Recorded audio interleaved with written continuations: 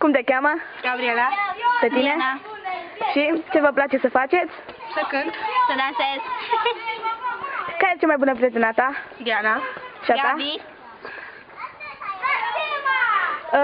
Și ce vă place vouă să faceți cel mai mult, în afară de dansat și cântat? Să stăm pe Stăm pe hintă, să ne plimbăm, Să râdem. să facem drumeții. Unde ați fost voi în drumeție până acum? La izvor, la... La Vurtop.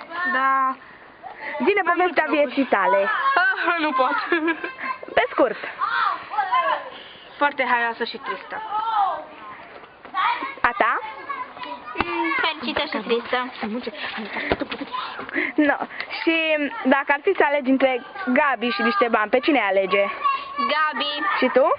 Banii. Banii contează.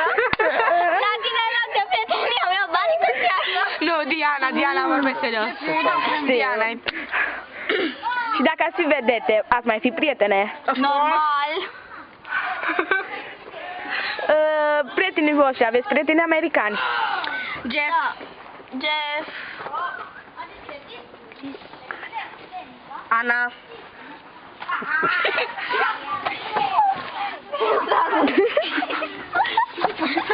Și băiatul acela ciudat care e? Cum îl Îl cheamă? cheamă Mirel Piși. Da.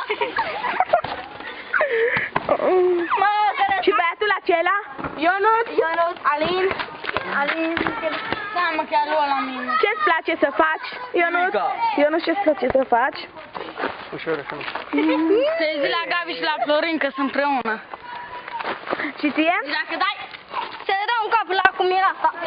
Alin, ce-ți place cel mai mult să faci? Să dorm. Să dorm! Gata? Ce-ți place să faci? Să vii în România. YouTube, e? Nu? Roba. Ba da. Bună! Salut! Ne vedem mai târziu. Nu, ce să fac? Gata?